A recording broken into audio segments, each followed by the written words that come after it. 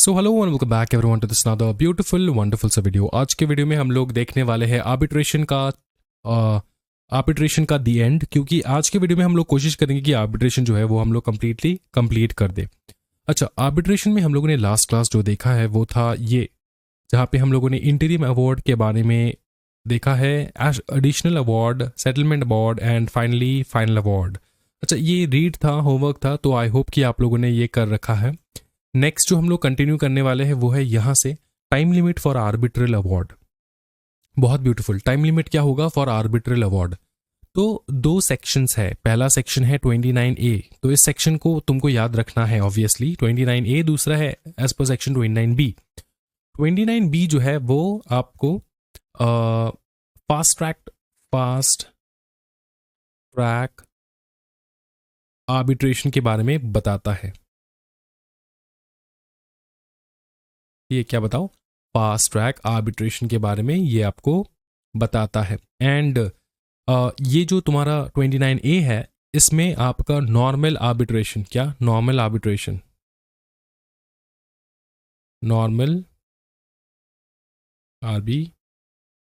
का time limit बताता है। दोनों टाइम ही लिमिट बताता है, ठीक है। अच्छा, इसमें जो है फास्ट ट्रैक वो है 6 मंथ, मतलब जिस दिन स्टार्ट हुआ फास्ट ट्रैक आर्बिट्रेशन 6 महीने के अंदर अंदर अवार्ड दे देना मैंडेटरी है, ठीक है। और दूसरा है यहाँ पे जो नॉर्मल आर्बिट्रेशन है वो 12 महीने तक जा सकता है, 12 मंथ्स तक जा सकता है, ठीक है। इसमें एक एडिशनल फीचर भी है कि आप एडिशनली 6 मंथ जो है एक्सटेंड कर सकते हो, एडिशनल 6 मंथ एक्सटेंड कर सकते हो बाय म्यूचुअल अग्रीमेंट। दोनों पार्टी ने अगर म्यूचुअली अग्री कर लिया तो ये एक्सटेंड हो सकता है, ये भी हम लोग देखेंगे। अच्छा, यहां से हम लोग एक बार देखेंगे ये जो पोर्शन है ना, यहाँ पे थोड़ा आपको कॉम्प्लिकेटेड लगेगा, क्योंकि उन लोगों ने बार बार सेक्शंस जो है वो मेंशन किया है। सेक्शंस मेंशन किया है तो तुमको डिफिकल्ट लग सकता है, इसलिए मैंने ये ड्राफ्ट कर रखा है बहुत ब्यूटीफुली। देखो क्या कहता है, की पॉइंट्स ऑन आर्बिट्रेशन टाइमलाइन देख लेना। स्टैंडर्ड पीरियड ऑफ अवार्ड क्या है? 12 महीने। Award must generally be within 12 months from the date of completion of pleading मतलब जिस दिन दोनों पार्टी ने अपना अपना स्टेटमेंट रखा, वहां से 12 महीने के अंदर अंदर जो है आपका खत्म हो जाना चाहिए your arbitration under standard procedure. And the period can be extended by the way by mutual consent of the parties for an additional 6 महीना, ठीक है। क्या ये समझ में आ चुका है? 6 महीना एक्सटेंड हो सकता है। फास्ट ट्रैक प्रोसीजर क्या कहता है? फास्ट ट्रैक प्रोसीजर कहता है कि अवार्ड जो है वो 6 महीने के अंदर अंदर आपको कंप्लीट कर लेना होता है from the arbitral tribunals commencement of proceeding, मतलब जिस दिन से प्रोसीडिंग स्टार्ट हुआ उस दिन से 6 महीने के अंदर अंदर तुम्हारा कंप्लीट हो जाना चाहिए, अगर फास्ट ट्रैक प्रोसीजर के हिसाब से जा रहा है तो। अच्छा, नेक्स्ट आता है आपका international commercial arbitration. Award should be made as swiftly as possible with an individual to complete within 12 months of pleading under section 23। अच्छा, सेक्शन याद रखने की जरूरत नहीं है, तुमको सिर्फ ये याद रखना है कि 12 महीने के अंदर अंदर तुमको कंप्लीट कर लेना होगा। क्या? इंटरनेशनल कमर्शियल आर्बिट्रेशन भी 12 मंथ्स के अंदर अंदर कंप्लीट हो जाना चाहिए। अगर बाई चांस आर्बिट्रेटर्स जो है वो बहुत ज्यादा इफिशिएंट थे एंड 12 महीने की जगह 6 महीने में कंप्लीट कर दिए, क्या बताओ, 6 महीने में कंप्लीट कर दिया तुम्हारा आर्बिट्रेशन, तो तुमको एडिशनल फीस देना होगा आर्बिट्रेटर्स को। Arbitrators are entitled to additional fees if the award is made within 6 month. 6 महीने के अंदर अंदर अगर आ गया अवार्ड तो एडिशनल फीस उनको पेमेंट करना जरूरी है। ये तुम्हारा है ये नॉर्मल वाला में, ठीक है, 29A। अंडरस्टूड? फास्ट ट्रैक मतलब याद रखना, फास्ट ट्रैक मतलब फास्ट ट्रैक 6 महीने के अंदर अंदर तुमको कंप्लीट करना ही होगा, ठीक है। ये समझ में आ रहा है ना? उसके बाद हम लोग देखेंगे यहाँ पे टर्मिनेशन ऑफ मैंडेट। क्या बताओ? Termination of mandate. If award are not made within the stipulated और एक्सटेंडेड पीरियड, मतलब स्टिपुलेटेड मतलब जो फिक्स्ड था उस पीरियड पे, या फिर जो एक्सटेंड करने के बाद 6 महीने एक्सटेंड करने के बाद भी अगर कंप्लीट नहीं हो पाया, ठीक है, तो वो एक्सटेंड हो सकता है लेकिन कोर्ट के द्वारा, ठीक है। The mandate of the arbitrators terminates unless extended by the court, मतलब कोर्ट ने अगर एक्सटेंड कर दिया टाइम लिमिट, बोला कि अच्छा चल ठीक है 12 महीने के अंदर नहीं हुआ, 6 महीने के एक्सटेंशन पे भी नहीं हुआ, तो तब भी कोई टेंशन वाली बात नहीं, मैं तेरे को एडिशनल टाइम दे रहा हूँ। इस प्रकार से कोर्ट एडिशनल टाइम दे सकता है। अब ये जो सारे बातें हो रहा है ना, ये 29A से रिलेटेड, मतलब जो नॉर्मल आर्बिट्रेशन है उसमें फास्ट ट्रैक प्रोसीजर अलग है। याद रखना, फास्ट ट्रैक प्रोसीजर में 6 महीना ही, जितना भी एडिशनल आ रहा है ना वो सारा तुम्हारे इसके लिए जो नॉर्मल टाइम पीरियड होता है उसमें आ रहा है। ठीक है, 6 महीने एक्सटेंड होता है। फिर अगर कोर्ट चाहे तो उसको और एक्सटेंड किया जा सकता है, कोई टेंशन वाली बात नहीं है बाय द कोर्ट। तो कोर्ट में reduce arbitrators fees by up to 5% per month for the delays attributable to the arbitral tribunal. इसका मतलब यह है कि अब तक कंप्लीट क्यों नहीं हो पाया, बताओ। कोर्ट एज अ ठेकेदार काम करता है, क्या बताओ, कोर्ट एज अ ठेकेदार काम करता है। कहता है कि भैया तुमने अब तक क्यों कंप्लीट नहीं कर पाया, तुम्हारा जो सैलरी है उसको मैं कट करूंगा, 5% पर मंथ में कट करने वाला हूं। तुमको जो तिहारी मिलने वाला है, तुमको जो रेम्यूनरेशन मिलने वाला है, समझ में आ रहा है, उसमें से हम 5% हर महीना कट करेंगे क्योंकि तुम बहुत लेट कर रहे हो डिसीजन सुनाने में। समझ में आ चुका है? हाँ सर। फिर है कोर्ट का extensions of time may be granted upon application by any party subject to sufficient cause and court impose terms. देखो, extension of time may be granted upon application by any party subject to sufficient cause, ये दोनों तुमको समझना है। Any party and sufficient, मतलब दोनों party में से कोई भी एक पार्टी आके कह सकता है कोर्ट को, सर मेरे पास रीजनेबल रीजंस है, मेरे पास सफिशिएंट कॉजेज है, सफिशिएंट रीजंस है जिसके कारण आपको एक्सटेंड करना होगा। कोर्ट को ऐसा बता सकता है कौन? कोई भी पार्टी। समझ में आ रहा है? क्योंकि शायद दोनों पार्टी के बीच में किसी एक पार्टी को कोई अलग से एविडेंस मिल गया, या फिर कुछ भी रीजन हो सकता है। सफिशिएंट कॉज में, सफिशिएंट कॉज मतलब कोर्ट को जो सही लगे, तुम जो भी रीजन दे रहे हो कोर्ट को अगर सही लग रहा है तो कोर्ट एक्सटेंड कर सकता है, कोई टेंशन वाली बात नहीं है। ठीक है, उसके बाद मतलब ये भी एक तरीका हो सकता है एक्सटेंशन का। ठीक है, ये भी एक तरीका हो सकता है एक्सटेंशन का, ध्यान रखना। During extension application the mandate of the arbitrators continues until the application is disposed of. फिर मतलब यह है कि पकड़ लो 12 महीना कंप्लीट प्लस 6 महीना जो एक्सटेंशन था वो भी कंप्लीट हो चुका है। उसके बाद तो भैया कोर्ट अपने आप के मर्जी से एक्सटेंड करवा सकता है, या फिर तुमने एप्लीकेशन भेजा कोर्ट को तुमने एप्लीकेशन भेजा कि सर एक्सटेंड करवा दो। ठीक है, तो जब तक कि ना आपके एप्लीकेशन को रिजेक्ट किया जाए तब तक जो आर्बिट्रेटर्स है ना वो कंटिन्यू करेंगे। ठीक है, जब तक कि ना तुम्हारे एप्लीकेशन को रिजेक्ट किया जाए या फिर इनके भाषा में डिस्पोज किया जाए तब तक। ठीक है, उसके बाद देखो, the court can also substitute arbitrators while maintaining the continuity of proceedings based on the existing evidences. मतलब आर्बिट्रेटर्स को सब्सटीट्यूट किया जा सकता है बाय द कोर्ट। क्यों? क्योंकि टाइम लग रहा है बहुत ज़्यादा। ठीक है, और प्रोसीडिंग्स वही सेम प्रोसीडिंग्स रहेगा, कंटिन्यू करेगा वही प्रोसीडिंग्स, लेकिन सब्सटीट्यूट हो सकते हैं आर्बिट्रेटर्स, उनके जगह कोई और बैठ सकता है। इम्पोजिंग कॉस्ट, देखो कोर्ट में इम्पोज एक्चुअल और exemplary cost on parties during this proceedings. What do you mean by exemplary cost? ये तुमको पता है? हाँ जी बताओ फटाफट, जिनको पता है बता दो। मतलब क्या? देखो, एक्चुअल कॉस्ट मतलब जिस कॉस्ट पे तुम्हारा आर्बिट्रेशन कंप्लीट होगा, जो अग्रीड था, पहले हम लोगों ने अग्री किया था, कोर्ट ने जो इम्पोज किया था वही एक्चुअली। या फिर तुमको पनिशमेंट के तौर पे एग्जेम्पलरी कॉस्ट भी दे सकते हैं, तुम्हारे ऊपर लगा सकते हैं ड्यूरिंग दिस प्रोसीडिंग्स। ठीक है, प्रोसीडिंग्स में एग्जेम्पलरी कॉस्ट जो है ना ये आपका बियॉन्ड द स्टैंडर्ड कॉस्ट होता है। ठीक है, बियॉन्ड द स्टैंडर्ड कॉस्ट होता है।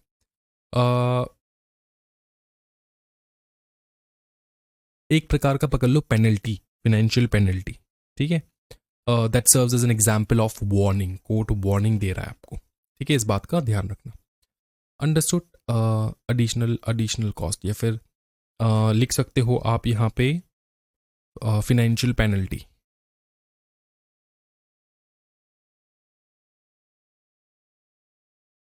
ठीक है, फिर है एक्सपीडिटेड application. Application for extensions must be disposed of within 60 days. Expedited मतलब फटाफट, expedited मतलब फटाफट करो। ठीक है, to do something more quickly,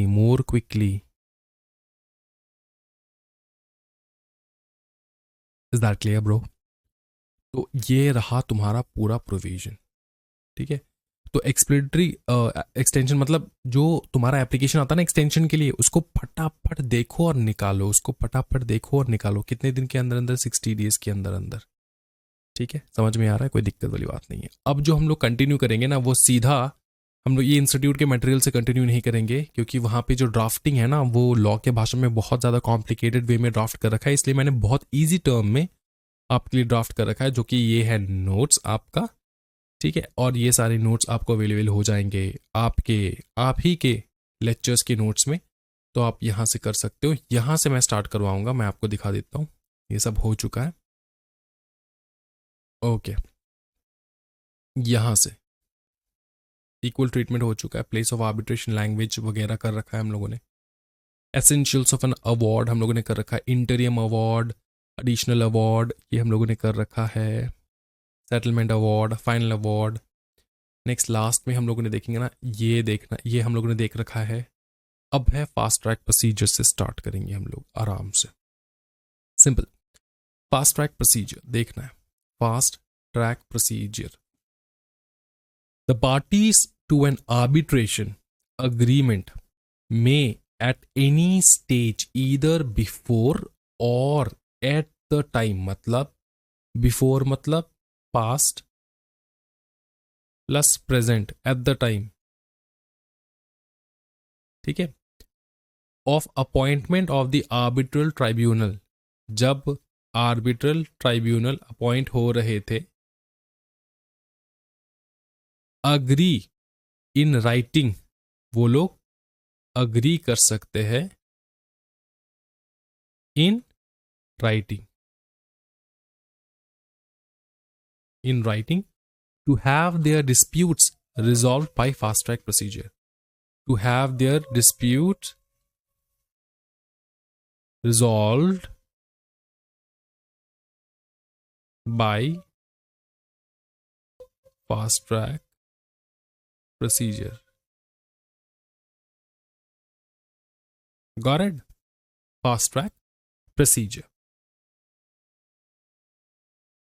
okay, इतना क्लियर है, कोई दिक्कत वाली बात नहीं है कि पार्टीज ना, जब वो लोग अपने आर्बिट्रेशन चल रहे हैं, उनका प्रोसीडिंग्स जो है वो चल रहा है, ठीक है, उसके दौरान या फिर प्रेजेंटली या फिर पास्ट में ही, मतलब जब आर्बिट्रेशन स्टार्ट होगा तब, या फिर जो प्रेजेंट सिचुएशन है तभी वो लोग अग्री कर सकते हैं इन राइटिंग कि बेटा बहुत टाइम लग रहा है, फटाफट इसको सॉल्व करो। फास्ट ट्रैक प्रोसीजर में हम लोग सॉल्व करते हैं इसको। क्या है, समझ में आ रहा है? ये अग्री कर सकते हैं वो लोग, ठीक है। नेक्स्ट देखो, यहाँ पे कुछ इंफॉर्मेशंस हैं, फटाफट देखेंगे। The arbitral tribunal shall decide the dispute on the basis of written pleadings, pleadings मतलब वो लोग प्लीड कर रहा है, रिक्वेस्ट कर रहा है, documents and submission filed by the parties without any oral hearing, मतलब फास्ट ट्रैक प्रोसीजर में कोई ऑरल हियरिंग नहीं होता है। वहां पे जो भी तुमने डॉक्यूमेंट सबमिट किया है, ठीक है, जो भी तुमने फाइल सबमिट किया है बाय द पार्टीज, वही यूज होगा टू डिटरमाइन कि क्या होगा तुम्हारा इस आर्बिट्रल प्रोसीडिंग का अवार्ड, मतलब क्या होगा जजमेंट, ठीक है। फिर देखो, the arbitral tribunal shall have power to call for any further information or clarification from the parties in addition to the pleadings and documents filed by them. Obviously जो भी तुमने फाइल वगैरह किया है, डॉक्यूमेंट सबमिट किया, उसके additional भी और डॉक्यूमेंट्स वो लोग मांग सकते हैं, आस्क फॉर इट। कौन? आर्बिट्रल ट्राइब्यूनल, ठीक है। फिर देखो, an oral hearing may be held only if all the parties make a request or if the arbitral tribunal considers it necessary to have। तो सारे पार्टीज अगर रिक्वेस्ट करें for ऑरल बताओ क्या, ऑरल हियरिंग, तो हो सकता है, या फिर आर्बिट्रेटर को खुद लगे, आर्बिट्रल ट्राइब्यूनल को खुद लगे तो भी ऑरल हो सकता है, ठीक है, ऑरल हियरिंग हो सकता है, मतलब तुमको बुला के पूछ सकते बोलो क्या है बताओ, तुमने क्या किया, उसने क्या किया, इस प्रकार का ऑरल हियरिंग हो सकता है। लेकिन फास्ट ट्रैक प्रोसीजर में ऑरल हियरिंग नहीं होता है until and unless parties request करें, and until and unless arbitral tribunal जो है वो खुद कंसिडर करेगी नहीं चलो ऑरल हियरिंग कर लेते, ठीक है। फिर देखो क्या है, द आर्बिट्रल ट्राइब्यूनल में dispense with any technical formalities if an oral hearing is held and adopt such procedure as deemed appropriate for expeditious disposal of the case. मतलब क्या कि किसी भी प्रकार का अगर टेक्निकल फॉर्मेलिटीज है ना, उसको इग्नोर करके द आर्बिट्रल ट्राइब्यूनल में dispense with any technical formalities, उसको इग्नोर करके if an oral hearing is held, अगर ऑरल हियरिंग हेल्ड हो रहा है, and adopt such procedure is deemed appropriate for expeditious disposal of the case. मतलब वो technical पकड़ लो, कुछ फॉर्मेलिटीज है जो करने बहुत नेसेसरी थे, लेकिन फास्ट ट्रैक प्रोसीजर में जो ट्राइब्यूनल को सही लगता है कि इस प्रोसीजर से नहीं दूसरे प्रोसीजर से हम लोग करते हैं, जिससे हम लोग फटाफट डिस्पोज कर पाए केस को, उस मेथड से हम लोग आर्बिट्रल डिसीजन सुना सकते हैं, उस मेथड को हम लोग फॉलो कर सकते हैं, रेदर देन फॉलोइंग द, बताओ ना, following the formalities and technical formalities. ठीक है, जो तुम्हारे नॉर्मल जो प्रोसीजर है उसको इग्नोर करके हम लोग कोई दूसरा प्रोसीजर भी फॉलो कर सकते हैं, जिससे अपने को केस को फटाफट डिस्पोज करने में मदद हो। क्या ये समझ में आ रहा है? कोई दिक्कत वाली बात नहीं है। अब देखो एक चीज मैं तुमको समझाता हूं, फिर आता है हमारा सेटलमेंट। क्या बताओ भाई मेरे, सेटलमेंट आता है, बहुत बहुत बवाल वाला चीज सेटलमेंट। द आर्बिट्रल ट्राइब्यूनल में use mediation, conciliation or other procedures at any time during the arbitral proceedings to encourage settlement। मतलब प्रोसीडिंग तो चल रहा है, प्रोसीडिंग चल रहा है, ठीक है, ये है आर्बिट्रल ट्राइब्यूनल, ये लोग पार्टीज को बुला बुला के प्रोसीडिंग कर रहे हैं, and also at the same time when they felt कि यार बहुत हो रहा है, अब हम लोग ना सेटलमेंट करवा लेते हैं, तो वो लोग सेटलमेंट का ऑप्शन जो है इनको रेफर करेंगे।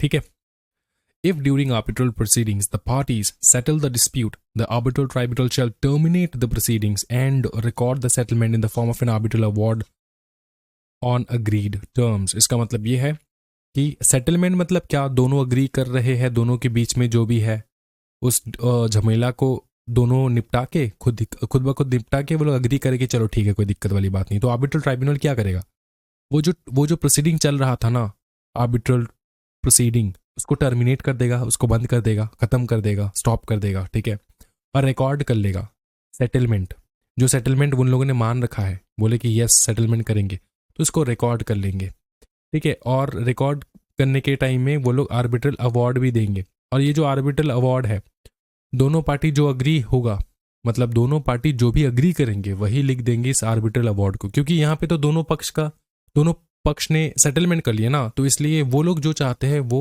आर्बिट्रल अवार्ड में लिख के आर्बिट्रल अवार्ड उनको ग्रांट कर देंगे, बोल के जा तू फ्री हो चुका है हाथ से, ऐसे करके ग्रांट कर देंगे। क्या ये समझ में आ रहा है? बहुत बवाल।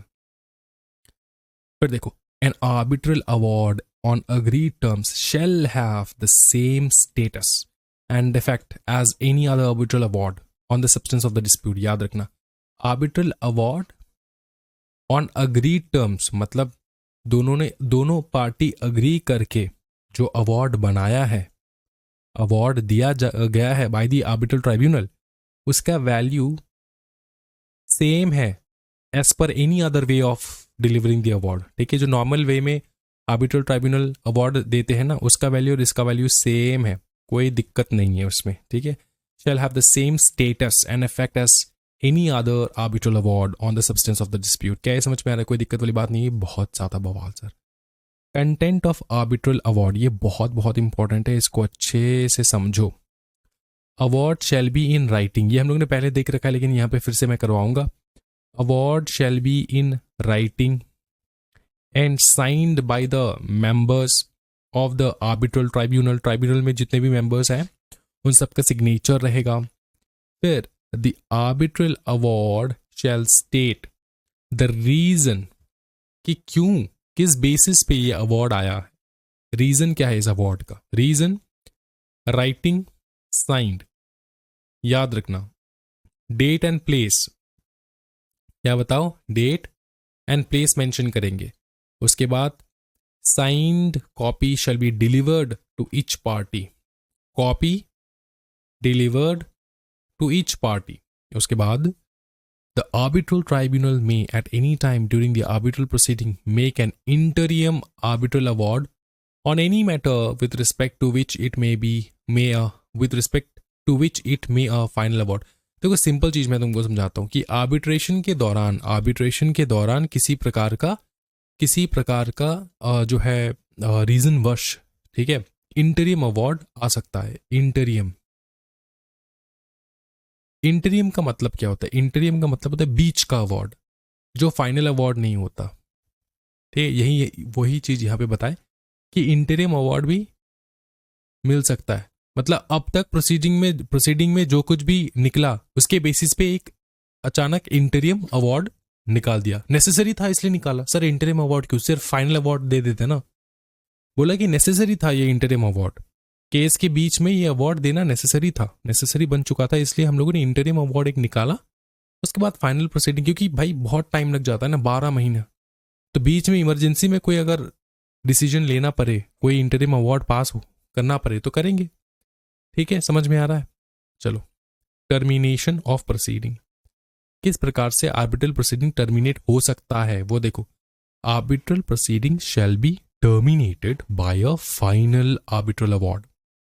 An order for the termination of the arbitral proceeding where claimant withdraws his claim, मतलब दोनों पार्टी इसमें से एक तो क्लेमेंट रहेगा ना, जो क्लेम करेगा कि भैया वो चीज मेरा है जो इसके पास है, इसलिए तो झगड़ा हो रहा है ना। तो वो जो क्लेमेंट है वो विड्रॉ कर लिया उसका क्लेम। ठीक है, parties agreed on the termination, parties ने अग्री कर लिया कि टर्मिनेट कर लेते हैं। फिर arbitral tribunal finds that the constitution of the proceeding has become unnecessary और इम्पॉसिबल। ट्राइब्यूनल जो है ना, उनको ऐसा लगा कि ये जो कंस्टिट्यूशन हो रहा है ऑफ द प्रोसीडिंग जो चल रहा है वो अब एकदम अननेसेसरी हो चुका है, इम्पॉसिबल हो चुका है, ये कोर्ट में जाना चाहिए। ऐसा अगर आर्बिट्रल ट्राइब्यूनल को लगा तो ये 3 केसेस है, याद रखना आपको, 4 केसेस नॉर्मली। पहला है टर्मिनेट हो गया है, फाइनल अवार्ड देने के बाद टर्मिनेट, नॉर्मल जो टर्मिनेशन होता है वो टर्मिनेट हो चुका है।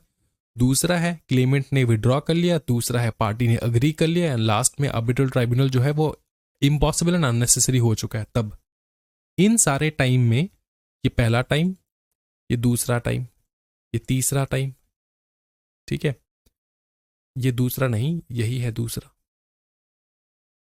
टाइम, ये तीसरा एंड ये चौथा, ये 4 केसेस में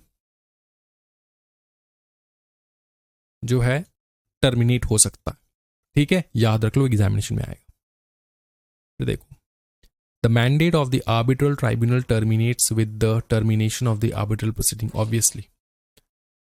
ठीक है, मतलब आर्बिट्रल ट्राइब्यूनल भी खत्म हो जाता है, जैसे आर्बिट्रल प्रोसीडिंग खत्म हो गया वैसे आर्बिट्रल ट्राइब्यूनल जो है वो भी टर्मिनेट हो जाता है। करेक्शन एंड इंटरप्रिटेशन हो सकता है, हाँ हो सकता है। अब करेक्शन तो भैया तुमको पढ़ के पता लग रहा है कि करेक्शन का मतलब क्या होता है। कोई गलती हुआ होगा अवार्ड में तो उसको करेक्शन किया जा सकता है। हाँ, अवार्ड में कुछ ऐसा सेंटेंसेस है जो इंटरप्रिएट करना डिफिकल्ट हो चुका है, क्या उसका इंटरप्रिटेशन करवा सकते हैं आप?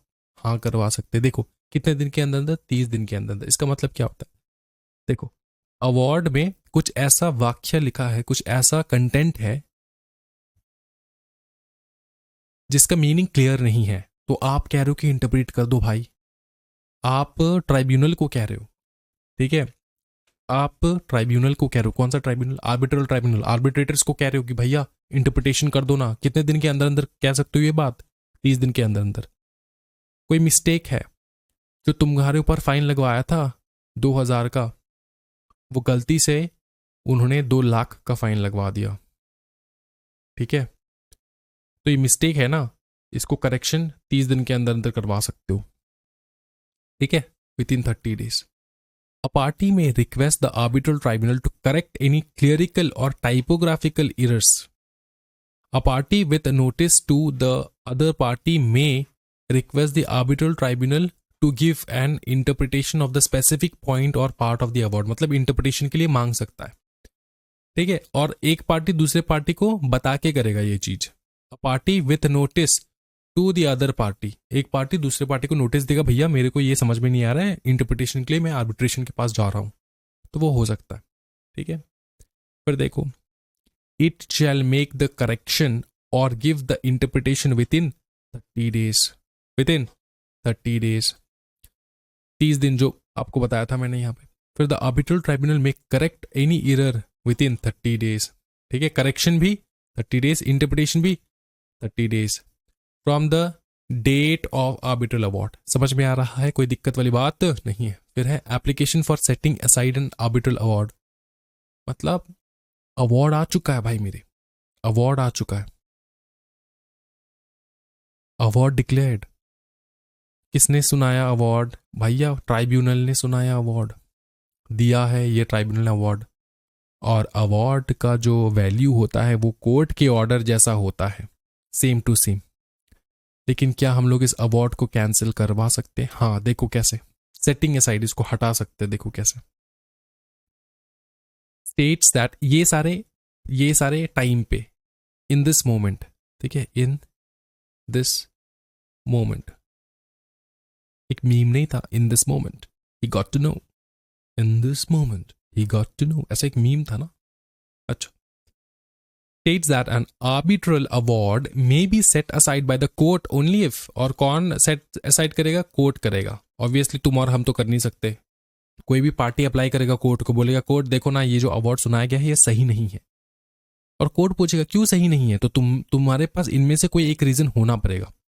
अ party was under some incapacity, कोई एक पार्टी इनकैपेसिटी के अंदर में था, इनकैपेसिटी, कैपेसिटी नहीं था कि वो अवार्ड रिसीव कर पाए। इसका बहुत सारा रीजन हो सकता है। Party was under some incapacity, समझ में आ रहा है? A party was under some incapacity, कि उस वक्त उसका कैपेसिटी नहीं था कि वो अवार्ड रिसीव कर पाए, ठीक है। A party was under some incapacity, तो अवार्ड जो है वो लेजिबल अवार्ड नहीं होगा। आर्बिट्रेशन अग्रीमेंट वैलिड नहीं है, आर्बिट्रेशन अग्रीमेंट ही वैलिड नहीं है, ठीक है, not valid arbitration agreement.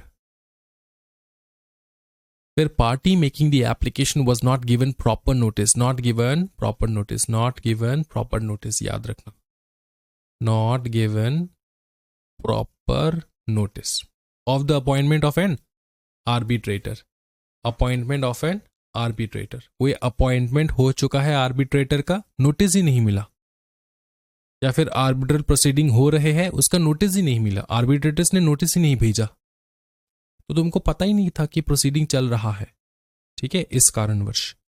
The arbitral award deals with a dispute not contemplated by or not falling within the terms of the submission to arbitration, मतलब यह है कि ऐसा एक डिस्प्यूट है, मतलब डील्स, ठीक, ऐसा डिस्प्यूट है जो आर्बिट्रेशन के माध्यम से सॉल्व हो ही नहीं सकता, क्रिमिनल डिस्प्यूट है। Next, composition of the arbitral tribunal or arbitral procedure was not in accordance with the agreement of the parties. Composition में तुमको पता है even नहीं हो पाएगा, दो नहीं हो पाएंगे, odd होना होगा, या तो एक, या तो तीन, या तो पांच, या तो सात, ऐसे। ये अग्रीमेंट में तुम लिखोगे ना, अग्रीमेंट, आर्बिट्रल अग्रीमेंट में तुम लिखोगे ना कि कितना आर्बिट्रेटर तुमको चाहिए, तो अग्रीमेंट में लिखा था 7 चाहिए था, लेकिन जब अवार्ड आया तब सिर्फ 5 ही थे आर्बिट्रेटर्स, तो अवार्ड जो है डिसमिस हो जाएगा, ठीक है, कॉम्पोजिशन सही नहीं था। फिर है the subject matter of the dispute is not capable of settlement by arbitration, same है, मैटर ही ऐसा है जो आर्बिट्रेशन के माध्यम से सॉल्व हो ही नहीं पाएगा, ठीक है। Next, the arbitral award is in conflict with the public policy of India, जो अवार्ड आया वो पब्लिक के हित में नहीं था, पब्लिक के अगेंस्ट में था। जो अवार्ड आया, दो पार्टीज के बीच में था बात, ठीक है, लेकिन जो अवार्ड आया वो ऐसा अवार्ड है जो पब्लिक को, जनरल पब्लिक को अफेक्ट कर रहा है इन अ नेगेटिव वे, तो तब, तो इन सारे केसेस में किसी भी एक केस अगर हो जाए तो in this moment you can set aside the award with the help of the court, ठीक है। आगे बढ़ेंगे। Arbitration agreement not to be discharged by death of party thereto. इसका मतलब क्या है कि देखो, कोई एक पार्टी बीच में मर गया, कोई एक पार्टी बीच में, दो पार्टी थे, एक पार्टी बीच में एक्सपायर हो गया, तो क्या हम लोग उस मतलब एक्सपायर हो गए तो हम लोग अपनी मर्जी के हिसाब से इसको डिस्पोज कर देंगे क्या, डिस्चार्ज कर देंगे क्या? हाँ जी, नहीं। An arbitral agreement shall not be discharged by the death of any party but shall in such event be enforceable by or against the legal representative of the deceased। एक पार्टी मर गया, उसका लीगल रिप्रेजेंटेटिव आएगा जो arbitration agreement को continue करेगा। समझ में आ रहा है? The mandate of the arbitrator shall not be terminated by the death of any party by whom he was appointed।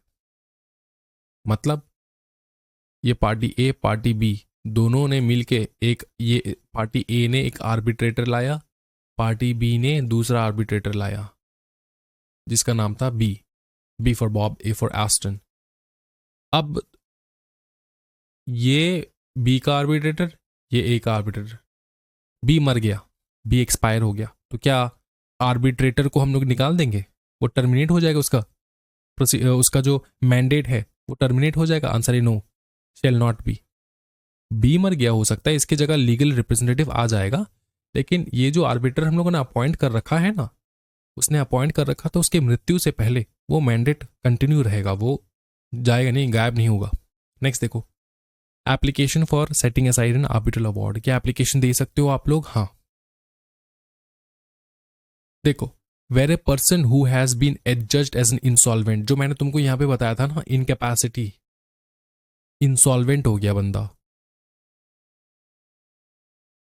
Insolvent हो गया बंदा, तो बताओ क्या करेंगे? इंसॉल्वेंट मतलब एसेट जो है वो कम है एज पर टू लाइबिलिटी, लाइबिलिटी ज्यादा है एसेट से।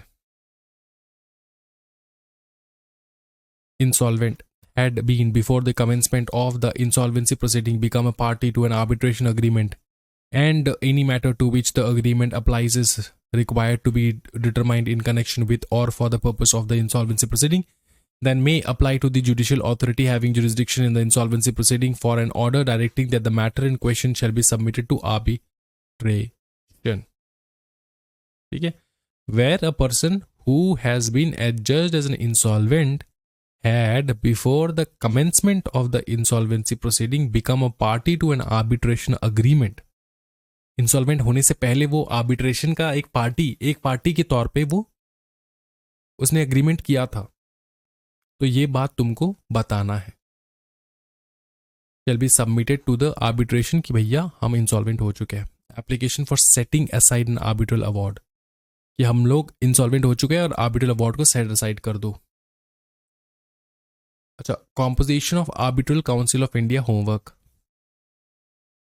कॉम्पोजिशन कौन कौन बैठेंगे वो आपको रीड करना है एकदम, ठीक है। ड्यूटीज एंड फंक्शन, इसको भी रीड करना है होमवर्क। क्या करता है भैया काउंसिल, क्या करता है बताओ ना?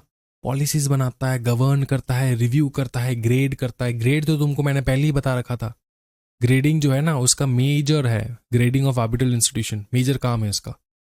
बाकी अपडेट करता है नियम वगैरह, तो ये नॉर्मल है, इसको तुमको रीड करना ही है, होमवर्क है ये वाला पार्ट। देखो ये क्या है ना, ये तुमको हर जगह मिलेगा, ये कंपटीशन एक्ट में मिलेगा, यहां पे मिलेगा, हर जगह मिलेगा। जो जो काउंसिल होते हैं ना, काउंसिल होते हैं, काउंसिल तो तुमको पता तो है ना कि काउंसिल में कम से कम एक चेयरमैन पकड़ लो, एक नंबर ऑफ मेंबर्स बैठेंगे, और पकड़ लो ये जो number of set of members है, सेट ऑफ चेयरमैन है, पकड़ लो किसी भी प्रोसीडिंग के दौरान काउंसिल द्वारा कोई प्रोसीडिंग काउंसिल द्वारा कोई भी प्रोसीडिंग चल रहा है, ठीक है, उस प्रोसीडिंग के दौरान पकड़ लो चेयरमैन जो है ना वो एक्सपायर हो गया, वो निकल गया, तो क्या ये काउंसिल कंप्लीट है विदाउट द चेयरमैन? आंसर है नो। लेकिन क्या इसके कारणवश ये प्रोसीडिंग जो है ये वॉइड हो जाएगा, ये कैंसिल हो जाएगा? आंसर है नो। वेकेंसी किसी भी कारणवश हो सकता है, मर गया, etcetera not to invalidate proceeding of the council. समझे? क्योंकि वो वेकेंट हो चुका है, इसके कारणवश काउंसिल जो भी प्रोसीडिंग चला रहा है, ठीक है, वो इनवैलिड नहीं होगा प्रोसीडिंग। बस इतना तुमको याद रखना है, ठीक है। फिर देखो removal of member. Central government remove कर सकता है मेंबर को, सेंट्रल गवर्नमेंट रिमूव कर सकता है मेंबर को। कौन सा मेंबर को? वो काउंसिल का मेंबर, काउंसिल को मेंबर को रिमूव कर सकते हैं फ्रॉम हिज ऑफिस, ठीक है। इन सारे रीजन वश इसको भी मैं होमवर्क दूंगा।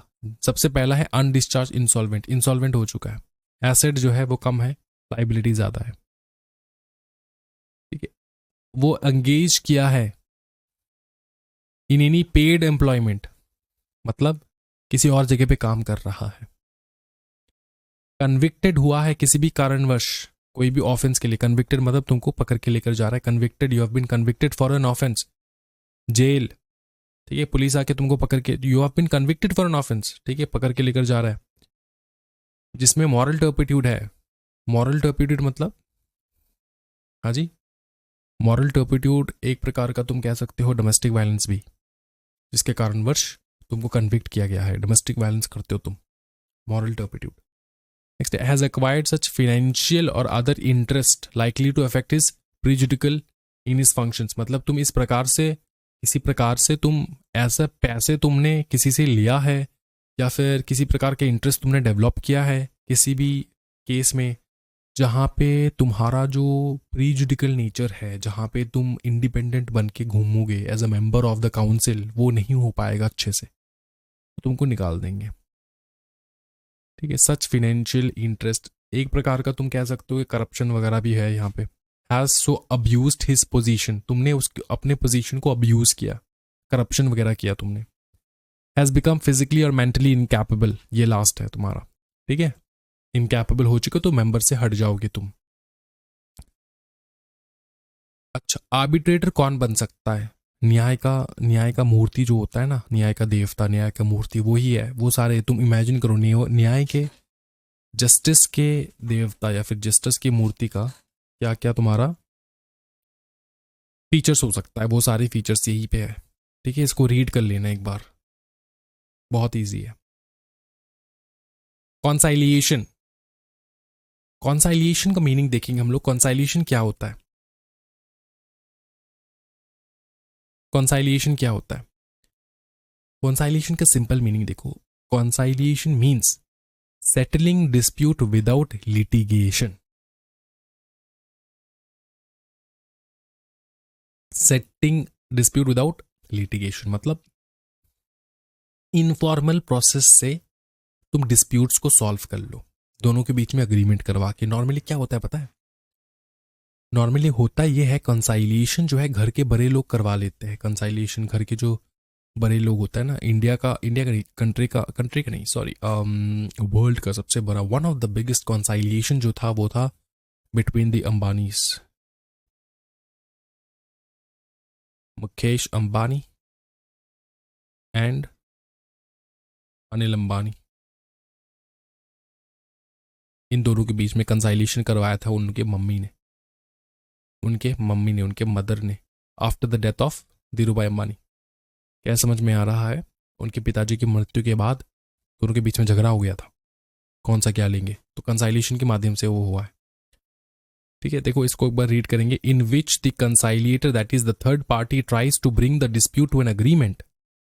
He overcomes the disputable issue by lowering the tension, improvement in communication, interpreting issues, providing technical assistance, exploring potential solution, and bringing the negotiated settlement before the parties. बहुत बहुत easy, read करना इसको, ठीक है।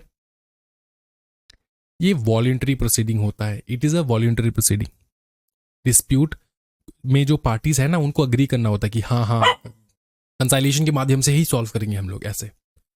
Conciliator is the third party who is involved in the settling of the dispute of the parties. Generally, there is one conciliator for the settlement, but there can be more than one conciliator if the parties agreed upon, या फिर request करे तो एक से ज्यादा conciliators भी हो सकते हैं। कंसाइलिएशन कब टर्मिनेट होगा? देखो सेटलमेंट का एग्रीमेंट अगर हो गया तो कंसाइलिएशन वैसे ही खत्म हो गया। Written declaration of the conciliator, written declaration of the parties, written declaration of a party to the other party and the conciliator. ठीक है, दोनों पार्टी और एक कंसाइलिएटर, कंसाइलिएटर ने रिटन बोल दिया कि हाँ हो गया, सॉल्व हो चुका है तो सॉल्व हो जाएगा। दोनों पार्टीज ने रिटन में दे दिया कि सॉल्व हो गया, हाँ हो जाएगा फिर सॉल्व। दोनों पार्टीज में से किसी भी एक पार्टी ने बता दिया कि हाँ हाँ ठीक है मैं करता हूं, क्या करोगे? Adjustment by written declaration of a party to the other party and the conciliator कि हाँ चलो खत्म करते हैं कंसाइलिएशन। ठीक है, एक पार्टी भी कर सकते हैं, दोनों पार्टी भी कर सकते हैं, कंसाइलेटर भी कर सकते हैं, दोनों के बीच में एग्रीमेंट बना के भी कर सकते हैं। ये एग्रीमेंट, ये 4 मेथड है, याद रखियो। मीडिएशन, सर मीडिएशन का मतलब क्या होता है? मीडिएशन नॉर्मली तुम देखोगे हस्बैंड वाइफ वाला जो मैटर होता है वहां पे हो जाता है मीडिएशन। कोर्ट में चले जाते हैं फॉर डाइवोर्स, कोर्ट उनको कहते हैं कि भैया मीडिएशन से सॉल्व करो। ठीक है, दोनों के बीच में सोल्यूशन आएगा, कोई टेंशन वाली बात नहीं है, अलग होने की कोई जरूरत नहीं है।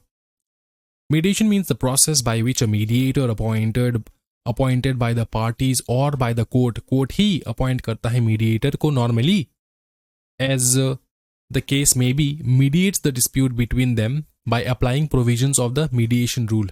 mediation का जो रूल है उसको लगा के इसको मीडिएट कर दिया जाता है। टाइप्स ऑफ मीडिएशन देखो, court referred mediation, statutory mandatory mediation, private mediation, online mediation. Merit of mediation, mediation का क्या मेरिट्स है? क्विक एंड रिस्पॉन्सिव, इकोनॉमिकल, खर्चा कम लगता है, there is no extra cost, harmonious settlement, creating solution and remedies, confidential and informal. Confidential मतलब court में अगर जाओगे तो सबके सामने हल्ला होगा, राइट, कि अच्छा तुम्हारा ये हुआ है वो हुआ है, पति ने ये किया है वो किया है, वाइफ ने ये किया है वो किया है, तो कॉन्फिडेंशियल होगा ये mediation. And parties controlling the proceeding, parties जो है वो कंट्रोल करेगा प्रोसीडिंग, जो होगा मीडिएशन में वो पार्टीज कंट्रोल करते हैं। ठीक है, आर्बिट्रेशन एंड मीडिएशन में क्या डिफरेंस है sir? Bro do not make noise man. Since both options look appealing to resolve business dispute, there is a need to distinguish between the two. Of course, arbitration versus mediation. ये read करोगे तुमको पता है भाई, arbitration में tribunal वगैरह होता है, मीडिएशन में कोर्ट में एक इंसान को अपॉइंट कर देते हैं नॉर्मली। ठीक है, अच्छा करवाता हूं मैं। Mediation is where a neutral third party aims to assist the parties, neutral third party, in arriving at a mutual agreeable solution, whereas arbitration is like litigation which is outside the court and which results in an award। यहां पे award होता है arbitration में, litigation ही है।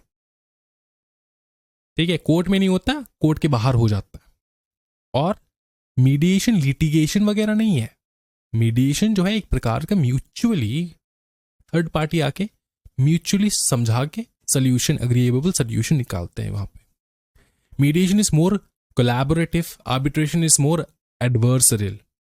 ठीक है, मतलब दोनों जो है ना, कोलैबोरेटिव मीडिएशन इसलिए है क्योंकि सबका कोलैबोरेशन होता है यहाँ पे, सबका पार्टिसिपेशन होता है यहाँ पे, सबका सहमति से जजमेंट आता है। लेकिन आर्बिट्रेशन में ऐसा होता है कि आर्बिट्रेशन में तो आर्बिट्रेटर्स ने जो अवार्ड घोषित कर दिया वो कर दिया, तुम्हारे हित में हो सकता है, नहीं हित में भी हो सकता है, तुम अग्री कर सकते हो नहीं भी कर सकते हो, तब भी तुमको अवार्ड मिलेगा। लेकिन मीडिएशन में ऐसा है नहीं, मीडिएशन में कोलैबोरेटिव है, मतलब दोनों के बीच का होगा, दोनों अग्री करेंगे जिस बात पे, उसी का जो है हम लोग मानेंगे एंड उसी का सोल्यूशन हम लोग लाएंगे एंड उसको फॉलो करेंगे। सोल्यूशन निकलता है कोलैबोरेटिव मीडिएशन में, एंड आर्बिट्रेशन में सोल्यूशन नहीं निकलता, वहां पे अवार्ड निकलता है। और अवार्ड जो है किसी एक पार्टी के हित में होगा तो दूसरे पार्टी के अगेंस्ट में होगा ही होगा 99% ऑफ द केसेस में। The process of mediation is more informal than that of an arbitration. Arbitration का प्रोसेस बहुत फॉर्मल होता है। The outcome in mediation is control by the parties, मतलब मीडिएशन का जो आउटकम होगा वो पार्टीज कंट्रोल करेंगे, लेकिन आर्बिट्रेशन में ऐसा नहीं है। आर्बिट्रेशन में जो आउटकम होगा वो आर्बिट्रेटर कंट्रोल करता है। ठीक है, मतलब जो रिजल्ट आएगा वो In mediation, the dispute may or may not be resolved, whereas in arbitration, it is always settled in either party's favor. मतलब दोनों में से किसी भी एक पार्टी के फेवर में हो सकता है, ठीक है, आर्बिट्रेशन में। मीडिएशन में शायद सॉल्व ना हो, ये भी हो सकता है, क्योंकि दोनों जो है अग्री करेंगे ही करेंगे, ये तो बहुत कम होता है। अगर मीडिएशन से नहीं हुआ तो आर्बिट्रेशन में चले जाएंगे, अगर आर्बिट्रेशन से नहीं हुआ तो कोर्ट में चले जाएंगे, और क्या। अल्टरनेटिव डिस्प्यूट रेजोल्यूशन, बहुत बढ़िया एक टॉपिक। समझो ये क्या है, इसमें ज्यादा कुछ बताया नहीं, सिर्फ यहां पे यही है, there is a growing awareness that courts will not be in position to bear the entire burden of the justice system. Court कम है, जजेस कम है, लिटिगेशंस बहुत ज्यादा। A very large number of disputes lend themselves to resolution by alternative modes such as arbitration, mediation, conciliation, negotiation, etc. The ADR process provides procedural flexibility, save valuable time and money, and avoid the stress of a conventional trial. ADR works in almost all disputes including commercial, civil, labor and family disputes. ठीक है, alternate dispute resolution जो है वही है arbitration, mediation, conciliation and negotiation, etc. जो और method है solve करने का आउटसाइड द कोर्ट में प्रेशर ना डाल के, उसको हम लोग कहते हैं ऑल्टरनेट डिस्प्यूट रेजोल्यूशन। इसी के साथ ये चैप्टर भी पूरा कंप्लीट हो जाता है भाई मेरे, एंड ये नोट्स मैं तुमको प्रोवाइड कर दूंगा। ये नोट्स जो है मोर देन सफिशिएंट है for you to crack the examination. आज के वीडियो में इतना ही, कोई भी डाउट हो, दिक्कत हो तो drop your doubts in the comment section. Thank you so much everyone, happy learning guys, bye bye, take care and जय हिंद।